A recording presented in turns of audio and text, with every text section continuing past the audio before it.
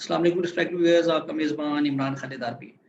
आज हम बात करने जा रहे हैं प्राइम मिनिस्टर ऑफ पाकिस्तान की नई स्कीम जो कि नौजवान के हवाले से है, जिसका नाम है कामयाब जवान।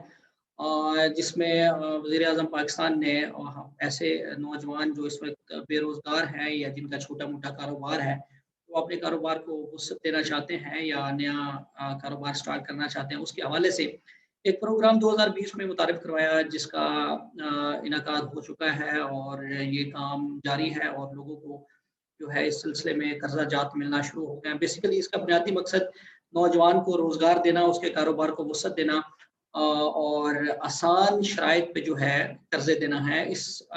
आज की हमारी टॉक में हम जो चीज़ें डिस्कस करेंगे वो ये कि ये कर्ज़ा किन लोगों के लिए है, कौन लोग इसके लिए एलिजिबल हैं, कितनी लिमिट है, age requirements minimum maximum age requirements क्या है, एजुकेशन कितनी चाहिए होगी, इसका तरीक़ाकार क्या है और इसके शराइत व ज़वाबित क्या होंगे और इस पे कितना रेट ऑफ इंटरेस्ट जो है वो लागू होगा, इस पे आज हम बात करेंगे।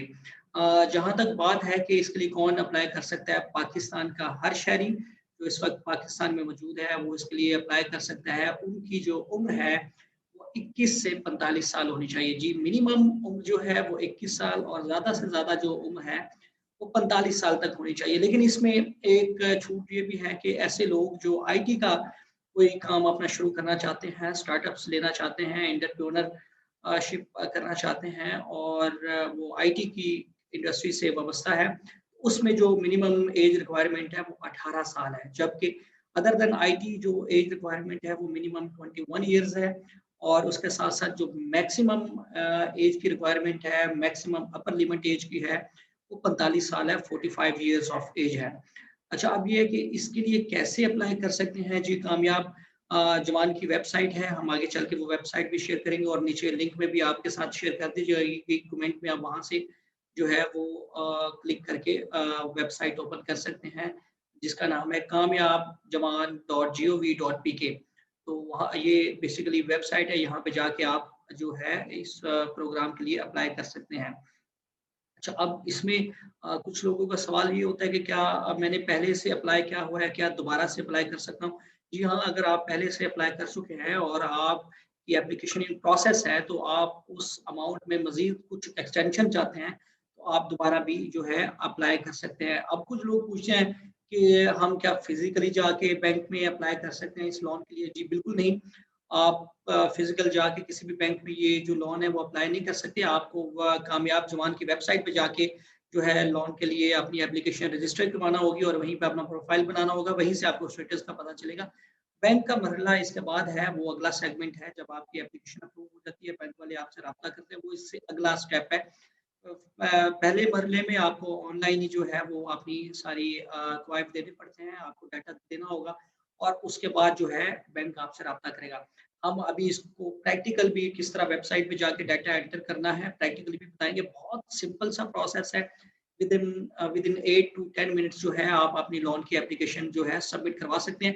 अब ये भी क्वेश्चन आता है कि कितने परसेंट चांसेज़ हैं एक्सेप्टेंस के, तो जो अब तक का रिकॉर्ड सामने आ रहा है, जो फीडबैक आ रहा है उसमें तो ये है कि more than 80% chances of acceptance है। आपका जो प्रपोज़ल है वो अच्छा होना चाहिए। उसके बाद जो है डेफ़िनिटली आपके एक्सेप्टेंस के जो चांसेस वो बढ़ जाते हैं। कोई भी फेक इन्फॉर्मेशन ना दी जाए। जेन्युइन डाटा जब आप वहाँ पे वेबसाइट पे देंगे तो डेफ़िनिटली आपका जो प्रपोज़ल है एक्सेप्ट भी होगा और आपको लोन जो है ग्रांट भी कर दिया जाएगा।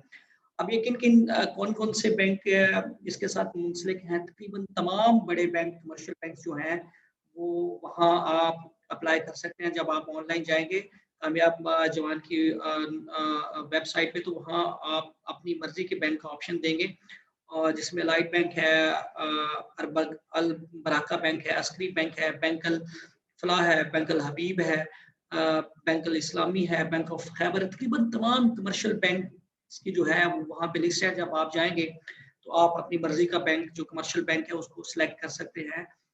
जब आप अपनी लोन की एप्लीकेशन सबमिट करेंगे, वो इंशाल्लाह आगे चल के हम आपको बताएँगे। बहुत ही सिंपल सा प्रोसेस है, आप उसको ज़रूर फ़ॉलो कीजिएगा और लाज़मी अप्लाई कीजिएगा। इसमें जो मैक्सिमम और मिनिमम एज रिक्वायरमेंट्स वो आपके साथ शेयर कर दी है कि मिनिमम 21 इयर्स और मैक्सिमम जो एज है वो 45 इयर्स हो सकती है। हाँ, जहाँ आईटी क्या कोई स्टार्टअप है, आईटी का बिजनेस है, तो वहाँ पे जो मिनिमम एज है वो 21 से कम करके 18 साल है, 18 साल कर दी गई है। अब इसमें कौन अप्लाई कर सकता है? मर्द ख़वातीन सभी पाकिस्तान के जो रेजिडेंट हैं वो सभी इसमें अप्लाई कर सकते हैं, बशर्ते कि एज आपकी 21 ईयर से 45 ईयर्स के दरमियान होनी चाहिए। अच्छा, अब इसमें एक चीज़ ये आती है कि एजुकेशन कितनी रिक्वायर्ड है, जो बहुत इंपॉर्टेंट चीज़ है कि इस लोन को अप्लाई करने के लिए एजुकेशन कितनी रिक्वायर्ड है। जी नाज़रीन, खुशखबरी की बात ये है कि यहाँ पे कोई एजुकेशन रिक्वायर्ड नहीं है। हाँ, अलबत्ता ये हो सकता है कि आपके बिज़नेस नेचर पे डिपेंड करता है, नेचर ऑफ बिज़नेस पे डिपेंड करता है कि वहाँ पे कुछ क्वालिफ़िकेशन रिक्वायर्ड है या नहीं, तो डेफ़िनिटली बैंक को वो जो है उसका एक सर्टिफ़िकेट देना होगा। मिसाल के तौर पे अगर आप आईटी का काम शुरू करना चाहते हैं, तो आईटी के लिए ये बताया गया है कि कम से कम आपकी जो तालीमी काबिलियत है वो मैट्रिक होनी चाहिए। उसके बाद आप आईटी या ई-कॉमर्स का कोई स्टार्टअप्स कर सकते हैं और उसके लिए लोन अप्लाई कर सकते हैं। बाकी जो बिज़नेसेस हैं, उनके लिए जनरल बिज़नेसेस हैं, उनके लिए किसी भी तरह की जो क्वालिफ़िकेशन है, एकेडमिक क्वालिफ़िकेशन है, वो रिक्वायर्ड नहीं है। लेकिन डिपेंड करता है कि किस तरह का आप बिज़नेस कर रहे हैं, तो बैंक आपसे रिक्वायर कर सकता है कि आप उसके मुताबिक अपनी क्वालिफ़िकेशन को शो करें। ये कोई इसमें मखसूस नहीं किया गया कि मर्द हज़रात को कितना देना है लोन और ख़वातीन को कितना देना है या इसकी प्रोपोर्शन क्या होगी, किस परसेंटेज के साथ दिया जाएगा। हाँ, अलबत्ता डाइवर्सिटी को मेंटेन करने के लिए, इक्वालिटी को मेंटेन करने के लिए मिनिमम 25% जो कोटा है वो ख़वातीन के लिए मिनिमम 25% कोटा मुख्तसर कर दिया गया है और इससे ज़्यादा भी जो है वो लिस्ट में अगर उनका प्रपोज़ल एक्सेप्ट होता है तो डेफ़िनिटली वो लिस्ट में आ सकती हैं। अच्छा, अब सवाल ये एक आता है कि क्या जो एम्प्लॉयड है पर्सन ऑलरेडी जॉब पे है, क्या वो इस लोन के लिए अप्लाई कर सकते हैं? जी नाज़रीन, यहाँ पे ये समझना बहुत ज़रूरी है कि जो इस वक़्त किसी न किसी तरह की सरकारी जॉब के साथ वाबस्ता है, जिनकी सरकारी जॉब है, सरकारी नौकरी में है, वो इस लोन के लिए अप्लाई नहीं कर सकते हैं। हाँ, अलबत्ता जो प्राइवेट लोग हैं, प्राइवेट जॉब के साथ मुंसलिक हैं, वो इस लोन के लिए अप्लाई कर सकते हैं। अब ये भी एक सवाल है, क्या कुछ लोग मिलके 2, 3, 4 लोग मिलके इस लोन के लिए अप्लाई कर सकते हैं? जी नाज़रीन, 2-3 लोग मिलके भी इसके लिए अप्लाई कर सकते हैं, लेकिन उन सब की जो ज़िम्मेदारी है रीपेमेंट की, लोन वापस करने की, वो बराबर होगी। और कुछ लोगों का सवाल ये होता है कि एक फैमिली से एक से ज़्यादा लोग अप्लाई कर सकते हैं। जी हाँ, एक फैमिली में एक से ज़्यादा लोग भी अप्लाई कर सकते हैं, लेकिन वो अपना लोन अपने-अपने नाम से लेंगे, ना कि किसी फैमिली मेंबर के नाम से लेंगे। अच्छा, अब एक चीज़ ये है कि क्या ये लोन सिर्फ़ नए बिज़नेस के लिए है या कुछ बिज़नेस जो पहले से चल रहे हैं, उनके लिए भी है? नाज़रीन, ये जहाँ लोन नए बिज़नेस के लिए, नए स्टार्टअप्स के लिए दिया जा रहा है, तो वहाँ पे ऑलरेडी जो बिज़नेस इन एक्जिस्टेंस हैं, उनको वुसअत देने के लिए, उनकी एक्सटेंशन के लिए भी लोन जो है गवर्नमेंट ऑफ़र कर रही है और आपको लाज़मी उसके लिए अप्लाई करना चाहिए अपने बिज़नेस को वुसअत देने के लिए। जब ये चीज़ कि अगर 2-3 लोग मिलके एक लोन के लिए अप्लाई कर रहे हैं और उसमें किसी मेंबर की, डायरेक्टर की, शेयर होल्डर की जो एज है वो 45 ईयर्स से ज़्यादा है, तो क्या वो अप्लाई कर सकते हैं लोन के लिए? जी हाँ, वो जो 3-4 लोग या 5-7 लोग जो भी लोन के लिए अप्लाई करना चाहते हैं अपने बिज़नेस के लिए, उनमें कम से कम एक मेंबर ऐसा होना चाहिए, बोर्ड ऑफ डायरेक्टर ऐसा होना चाहिए जिसकी एज 45 ईयर्स से कम हो।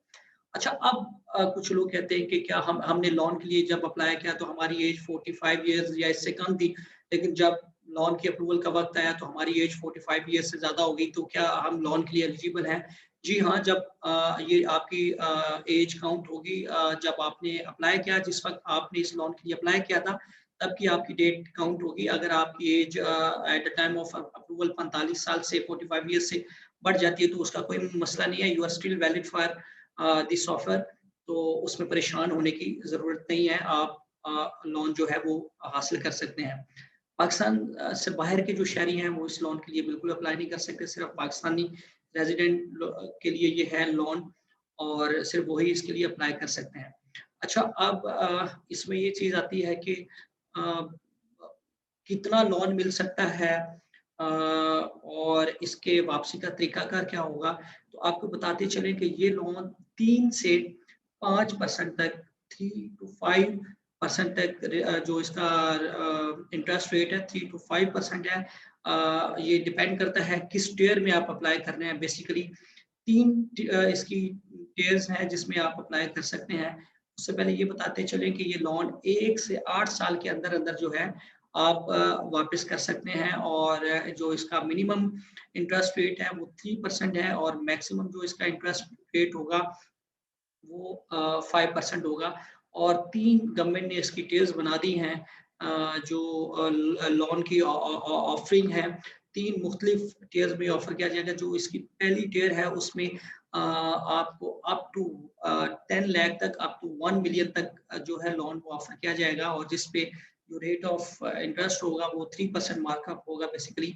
और जो टियर 2 है उसमें 1 मिलियन से लेके 10 मिलियन तक जो है आपको लोन ऑफर किया जाएगा, और उसमें 4% मार्कअप आपसे लिया जाएगा। और जो थर्ड टियर है उसमें 10 मिलियन एंड अबव और अप टू मैक्सिमम 25 मिलियन तक आपको जो है वो लोन दिया जाएगा, और उसमें 5% मार्कअप होगा। दोबारा बता देते हैं कि फर्स्ट ईयर में आपको अप टू 1 मिलियन तक जो है लोन ऑफर करती है गवर्नमेंट में, जिसमें मार्कअप 3% है।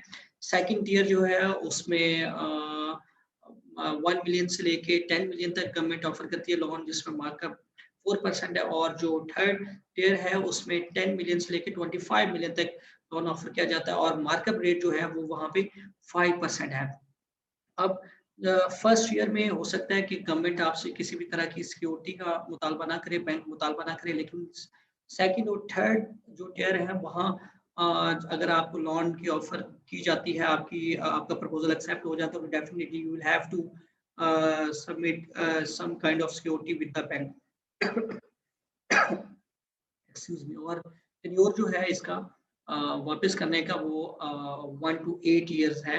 आप 1 to 8 इयर्स में वापस कर सकते हैं। और अभी हम प्रैक्टिकली भी देखेंगे कि इसकी कैलकुलेशन किस तरह की जा सकती है। तो अब हम आपके साथ स्क्रीन शेयर करते हैं ताकि आपको बता सकें, दिखा सकें प्रैक्टिकली कि वेबसाइट क्या है और किस तरह आप कैलकुलेशन कर सकते हैं, किस तरह अपनी एप्लीकेशन वहाँ पे सबमिट करवा सकते हैं, और आप अपना स्टेटस किस तरह चेक कर सकते हैं।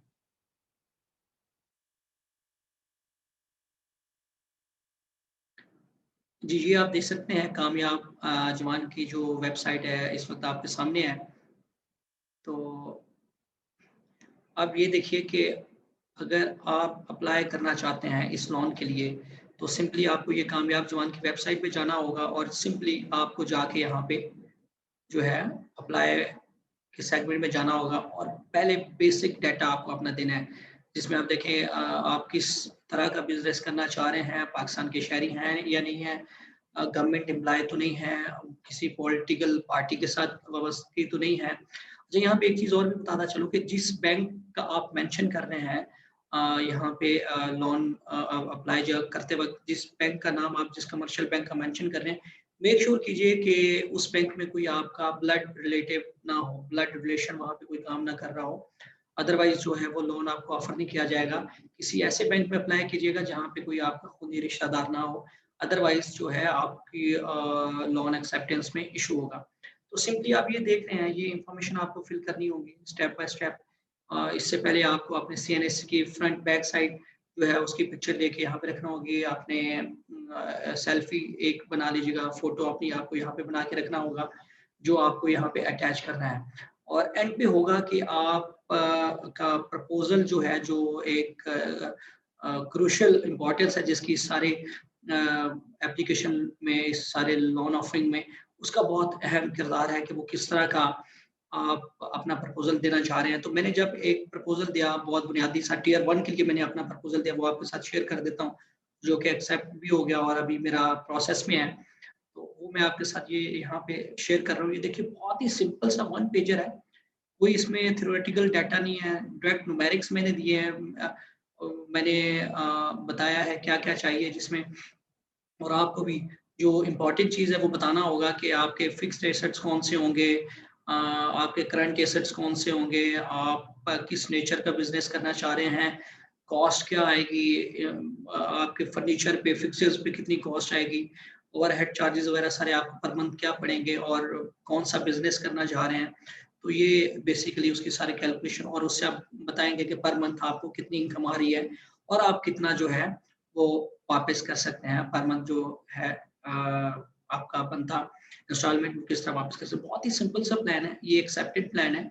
ऑलरेडी मैंने आपको बताया कि ये मैंने एक प्रपोजल बना के दिया था और ये एक्सेप्ट हो गया। अगर आप लोग भी कोई प्रपोजल बनवाना चाहते हैं तो लिंक में कमेंट में बता दीजिएगा, मैं अपना कॉन्टैक्ट नंबर शेयर कर दूंगा ऑन डिमांड।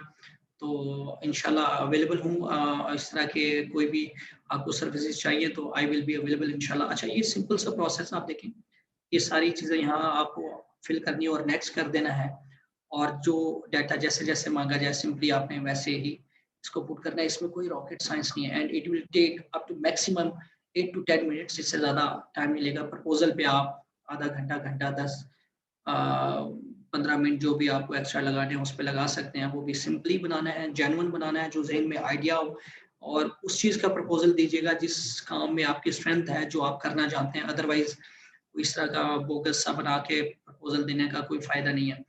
अच्छा, अब आप ये देखिए कि अ, अगर आप यहाँ पे सॉरी आपको पहले कैलकुलेशन का बता दें कि अगर आप देखना चाहते हैं कि आप जो लोन ले रहे हैं उसका वापसी का रीपेमेंट का प्रोसेस क्या होगा, कितनी अमाउंट देनी होगी, तो वो ये सिंपल मिसाल के तौर पे आप 10 लाख लोन अप्लाई करते हैं और आपको 4 साल में आप कहते हैं मैंने वापस करना है, जबकि आप 8 साल तक वापस कर सकते हैं और रेट ऑफ रिटर्न आपका सेम रहेगा। टियर 1 में आपका 3%, टियर 2 में 4% और टियर 3 में आपका 5% होगा। हमने 10 लाख लोन के लिए अप्लाई किया, 4 साल में वापस करना चाहते हैं। जो पेमेंट है मुझे पर मंथ देना होगी वो 22,134 की बनेगी। टोटल 48 मेरी पेमेंट्स होंगी, और जो मार्कअप मुझे ऊपर पड़ेगा इन 4 सालों में वो 62,447, 62,447 के करीब मुझे मार्कअप पड़ेगा। तो ये इसकी सारी स्केड्यूल पेमेंट का तरीकाकार है, जो कि आप देख रहे हैं इसमें आपका मार्कअप भी ऐड है, और जो कि ग्रेजुअली कम होता जा रहा है, ये आप देख सकते हैं। और यूँ आपकी जो है वो इंस्टॉलमेंट्स ख़त्म हो जाएँगी 48 मंथ्स में, और आपको 4 सालों में 10 लाख लोन पे जो ऊपर पैसे देने होंगे वो 62,447 के करीब आपको ऊपर पैसे देने होंगे। ये एक अच्छी अपॉर्च्युनिटी है, आपको ज़रूर अवेल करनी चाहिए। तो अभी हम बात करते हैं कि किस तरह स्टेटस हम अपने लोन का चेक कर सकते हैं। अगर आपने लोन के लिए अप्लाई कर दिया है और आप अपना स्टेटस चेक करना चाहते हैं, तो ये देखिए इसी वेबसाइट पे, कामयाब जवान की वेबसाइट पे जब आप नीचे आएँगे, ये 3 ऑप्शन आपके पास हैं, track loan application, apply for loan, calculator. तो आप ऑलरेडी मिसाल के तौर पे कर चुके हैं, अ, अपनी लोन की जो रिक्वेस्ट चेक कर चुके हैं। यहाँ पे सिंपल आपको सीएनएसी नंबर अपना देना होगा, मोबाइल नंबर देना होगा, जो आपने वहाँ उस वक़्त लोन की एप्लीकेशन देते वक़्त किया, और सीएनएसी की इश्यू डेट क्या है और आपका डेट ऑफ बर्थ क्या सबमिट करेंगे, सिंपल आपकी जो है वहाँ पे सारी तफ़सीलात आ जाएँगी कि नादरा ने वेरीफ़ाई कर दिया या नहीं कर दिया। अब इसका तरीकाकार क्या होगा, जब आप ऑनलाइन एप्लीकेशन सबमिट कर देंगे, अपना प्रपोज़ल अटैच कर देंगे, तो बैंक के पास आपका नादरा के पास डाटा चला जाएगा, नादरा वेरीफ़ाई करेगा, और फिर जो आपने बैंक मेंशन किया था, उस बैंक के पास आपका एप्लीकेशन का स्टेटस चला जाएगा। अब बैंक पे डिपेंड करता है कि वो इस सारे प्रोसेस को वेरीफ़ाई करने में कितना टाइम लेता है। तो नॉर्मली इस लोन को अवेल करने के लिए 6 से 8 महीने लग सकते हैं, तो इसलिए सब्र का मुज़ाहरा करना है, और आप सब नौजवान जो इस वक़्त बेरोज़गार हैं या जिनका छोटा-मोटा स्टार्टअप चल रहा है और उसको वुसअत देना चाहते हैं, ज़रूर इस लोन के लिए अप्लाई करें। किसी भी तरह की कोई एम्बिग्यूटी हो, किसी भी तरह का कोई मसला हो, कमेंट में ज़रूर मेंशन कीजिएगा। I will be available for any kind of support, इंशाल्लाह मैं यहाँ पे हूँ। किसी भी तरह की असिस्टेंस के लिए ज़रूर राब्ता कीजिएगा। अपनी दुआओं में याद रखिएगा। आपका मेज़बान इमरान खालिद।